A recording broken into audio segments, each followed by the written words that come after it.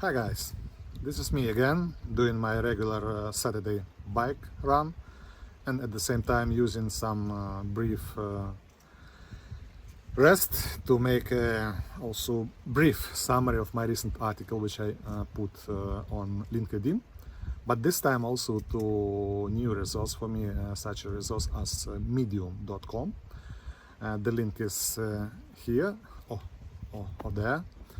And the advantage of this new resource is that there is a special button there which you can use to listen audio version of the printed materials, which somehow can be convenient.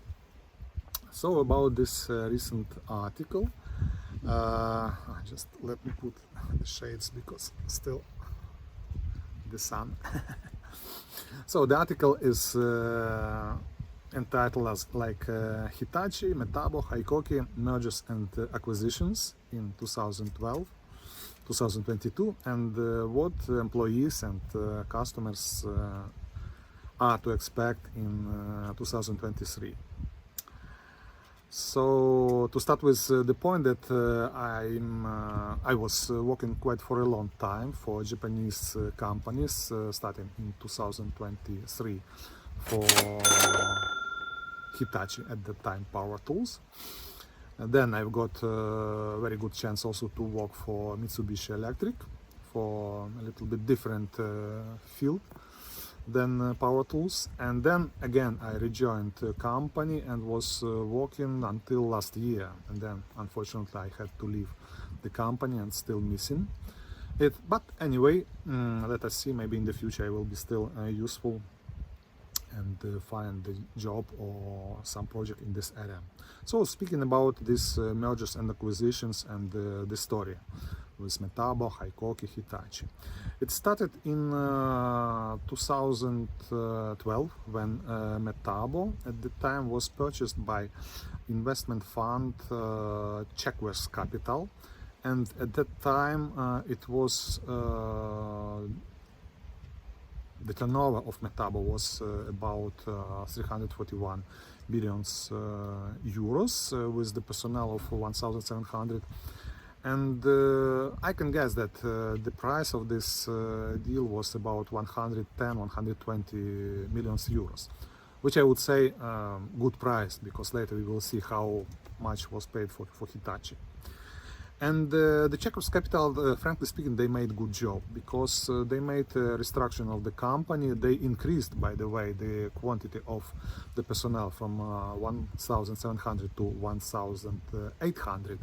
But even more, it was increase of turnover, because when they sold in 2015 Metabo asset to Hitachi Power Tools, the turnover of Metabo was 375 million euros, which is the growth rate considerably bigger than personnel growth rate. And for Hitachi it was very good purchase, because it was first of all good addition to turnover, because at that time Hitachi was doing total turnover about 1 billion euros worldwide, and Metabo was good addition for European market, first of all Germany, where position of Metabo was and still is very strong, and Russia. And general market share of Hitachi at that time grew considerably. And then everything was fine until in 2000. By the way, Hitachi purchased Metabo at 180 millions, well, considerably bigger. But again, Chequers Capital, they made good job, so they got this good profit and interest. So Metabo purchased it for 180 millions euros, and everything was fine until in 2017. The Hitachi Power Tools by itself was purchased by another investment fund, KKR, American fund. And at the time Hitachi was doing, as I mentioned, about 1 billion, maybe a little bit more of euros turnover. And KKR paid for its new asset 1.3 billion euros, which roughly speaking a little bit more than 1 year turnover value. And another point was that, yes, first of all, it was quite a higher price, which higher paid because, contrary to Metabo, Hitachi at the time, and still they have clear technological advantages. They have much wider own production. They have a lot of R&D, a lot of patents, unique technologies, something which makes them really different. And I can speak a lot about such technologies like AC brushes and their battery tools. And a part of it, there was very strange decision of new owner to refuse from Hitachi brand and create new one, which is again worth some separate video or article. And the strategy of new owner was more or less the same as it happens with investment funds. They decided just to keep their asset for 3 years and then to sell it. And they started trying to sell it, but starting from 3 years ago, 2020, at that time they've got idea to sell new asset at the price of 2 billion euros, but up to now there is, let's say, not big success in this area, because still they cannot sell it. And I think that one of the reason is that they made wrong decision first with rebranding, because the brand value is very essential in such business as power tools, because it's not only about technologies, which frankly speaking are very basic, because majority of producers except Hitachi, they still use this not so advanced technologies of old brushed motors. But big value is in area of distribution, in area of brand, in area of customer relations, support, so on.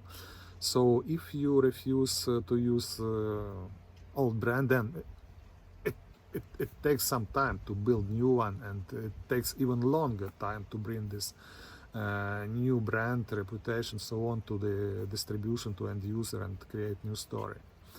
So they started 3 years ago to try to sell this asset, but still no way. And the reason I already mentioned, that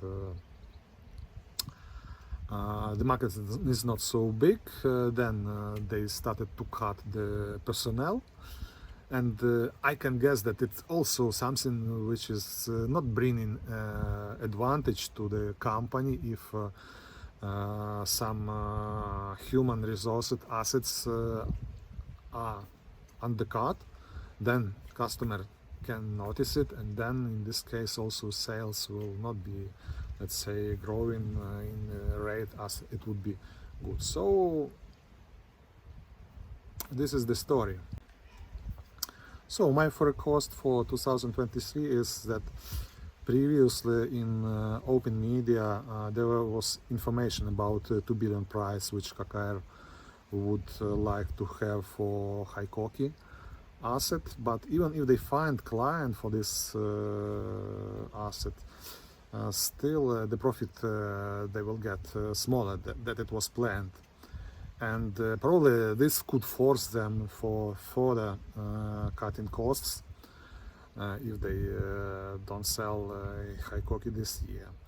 And second, this further cutting costs already it's under question, because before it was already made, and for this kind of business which involves distribution, customer service, customer support, this could be quite sensitive. And for example, previously they already made this kind of cut.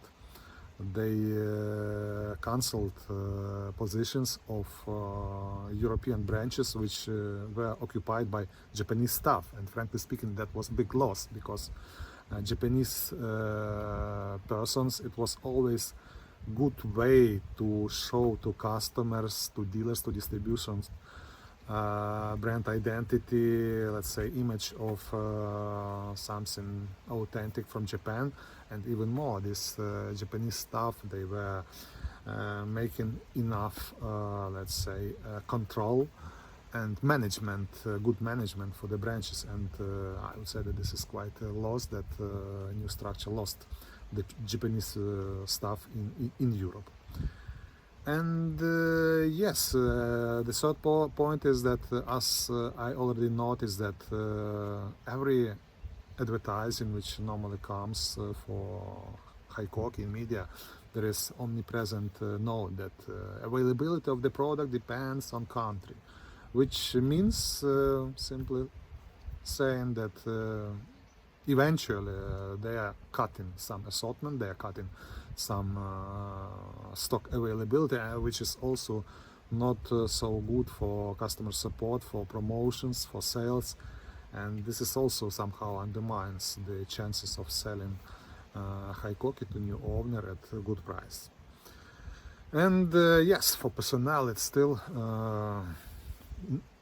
there will be some additional regular stress in expecting some new downsizing or some restructuring, and yes, these are difficult times, and difficult times make